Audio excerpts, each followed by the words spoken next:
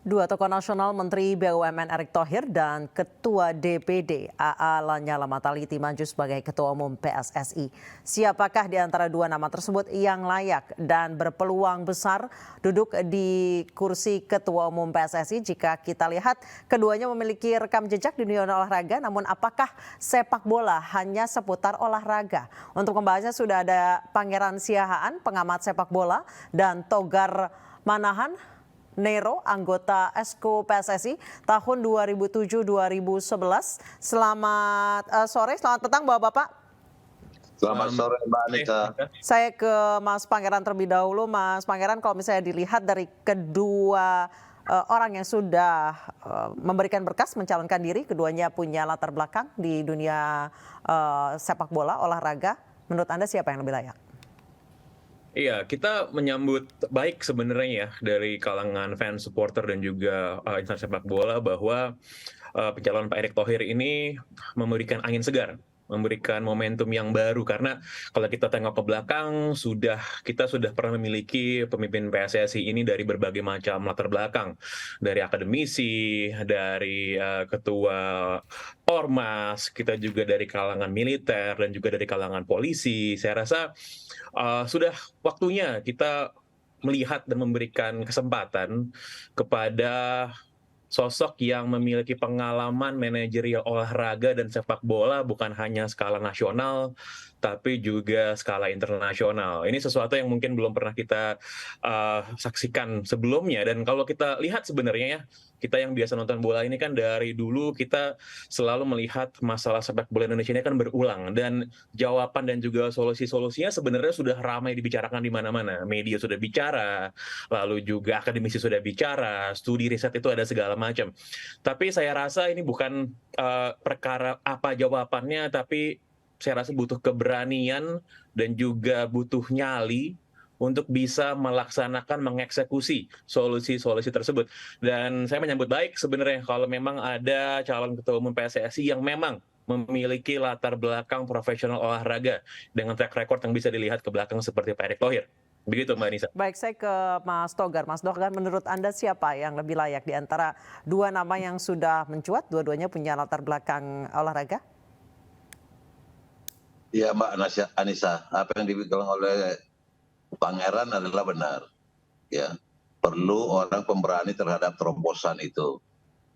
Nah, akan saya tambahkan lagi selain terobosan terhadap hal-hal yang sifatnya komersial, juga termasuk terhadap terobosan terhadap prestasi. Kedua yang kita bicarakan ini Bung Erick Thohir sama Bung Nyala, ini sama-sama punya track record. Judulnya Mas Nyala maju kepada ketua umum ini, di dalam pendaftarannya dikatakan saya hendak kembali membayar utang. Karena Mas Nyala seperti apa yang dikatakan oleh Pangeran cukup memenuhi syarat, cukup berani, pengetahuan komersialnya terhadap olahraga bagus, terhadap pengetahuan terhadap prestasi juga cukup. Pada saat Mas Nala jadi ketua umum, di situ sangat banyak hal-hal yang spektakuler. Pertama, 100% PSSI memfollow statuta hingga sampai ke cabang. Di dalam kepemimpinan Mas Nala, BT Liga dan Liga itu 100% tidak ikut PSSI. PSSI murni hanya untuk tim nasional saja. Dari segi manajemen, kedua ini cukup simpel, cukup bagus. Dari segi komersial cukup. Nah, cuma perbedaannya mungkin adalah experience dalam hal pemahaman terhadap sepak bola Indonesia. Nah, di sini Mas Nala hadir dari daerah, dari Surabaya sebagai Persebaya dan juga Asprop Jawa Timur, lalu ke PSSI. Dari segi itu cukup memenuhi syarat kedua-duanya. Saya sangat setuju dengan Pangeran. Sangat setuju. Berani untuk melakukan yang terbaik. Baik. Nah mungkin, sebentar sedikit lagi. Nanti bisa dilihat pada periodenya Mas Nala, tahun 2013-2015 itu. Boleh dilihat di situ apakah ada pernah berita tentang mafia, karena disitulah selama 2 tahun bersih mafia sepak bola dalam segala jenis mafia. Apa itu mafia wasit atau mafia pemain atau mafia lain. Itu sangat-sangat bersih. Itu boleh dilihat di track record. Makasih. Baik, Mas Pangeran, tadi Mas Togar mengatakan bahwa Lanyala Mataliti lebih paham soal sepak bola Indonesia, mungkin dibandingkan dengan Erick Thohir yang lebih banyak berkecimpung di dunia internasional. Tanggapan Anda? Kalau kita lihat sebenarnya Pak Erick juga memiliki pengalaman yang banyak di level nasional gitu, bukan cuma urusan sepak bola, bahkan urusan-urusan lain di luar sepak bola, urusan olahraga. Saya rasa urusan Asian Games misalnya itu adalah sebuah event yang luar biasa yang saya rasa memberikan kebanggaan juga kepada Indonesia secara internasional.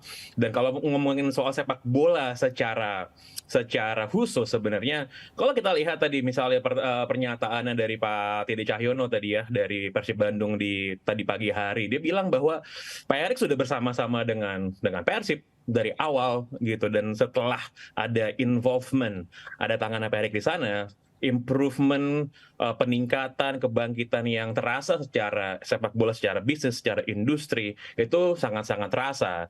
Jadi sebenarnya kalau tadi Pak Togar mengatakan bahwa Pak Nyala memiliki pengalaman dalam hal sepak bola di Indonesia, sepak bola di daerah, saya rasa juga track record dari Pak Erick menunjukkan bahwa beliau juga memiliki pengalaman yang saya rasa sama besarnya, atau bahkan sudah pernah mengurus event-event yang bahkan di luar dari sepak bola. Kita tahu memang sepak bola Indonesia itu begitu kompleks ya, begitu complicated karena banyak hal-hal non teknis yang berada di dalamnya.